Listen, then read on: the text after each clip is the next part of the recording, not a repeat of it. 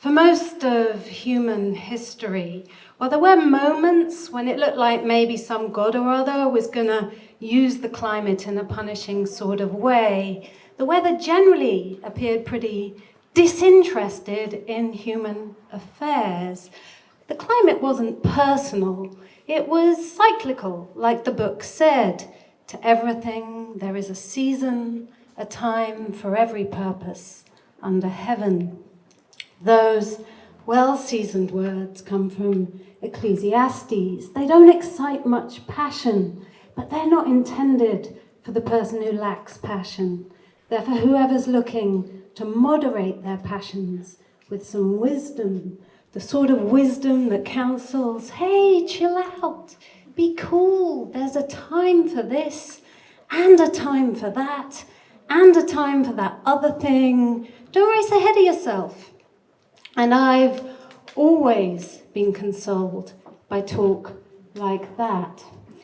But lately, I found myself reflecting on another attitude to the weather, one that showed up much later in history with industrialization, which was when a bunch of immoderate, romantic souls did believe the weather was personal.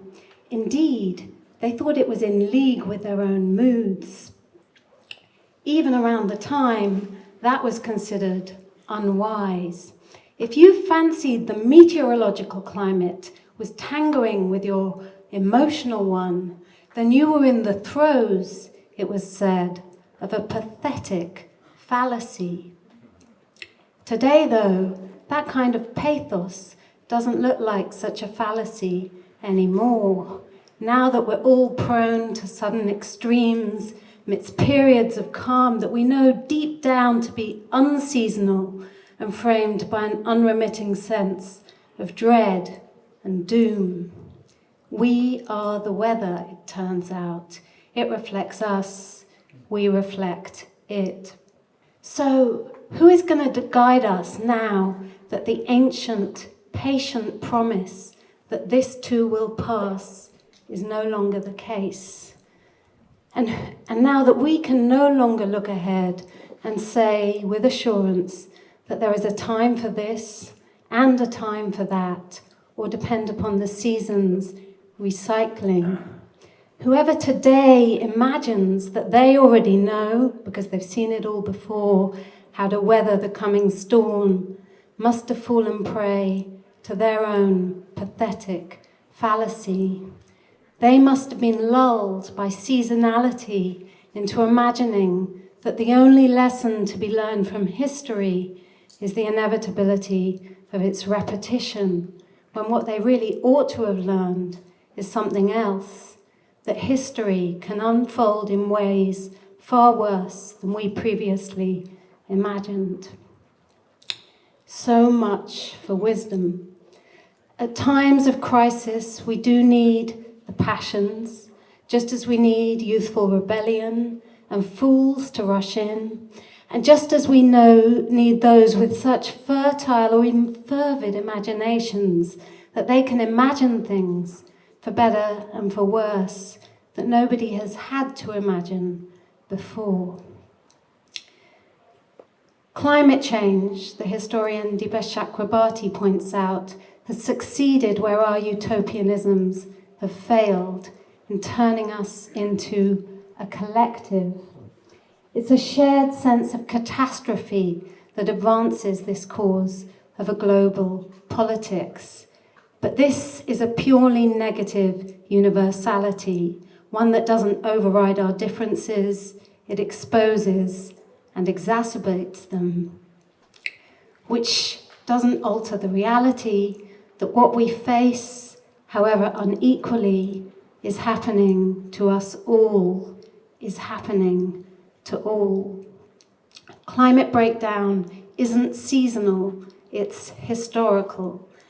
And XR has arisen because it's acutely conscious of that fact. It knows exactly what time it is and what this is a time for. It's a time when the old ways aren't working. It's a time when a schoolgirl will miss school to school the United Nations. And it's a time, high time, for a movement where the call to action is urgent and universal, but nobody is required to have a matching belief system or culture or identity. There's no time for that. While others still busy themselves with business or console themselves with philosophy, climate activists are our timeline's prophets and visionaries.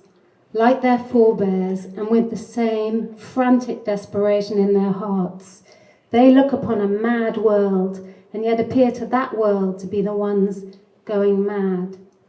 Yet however terrible the sense of emergency that drives this movement, what it has already achieved is inspiring, for it has started to forge a positive collective out of our negative universality. And it has reached heads, hearts, hands, and pockets that haven't been reached before. And even in the midst of a global catastrophe, it has found us reasons to be hopeful. Because what climate breakdown, despite all the devastation it's causing, demonstrably shows is that humans can not only match the weather for its moods, they also have the power to act collectively and change the climate.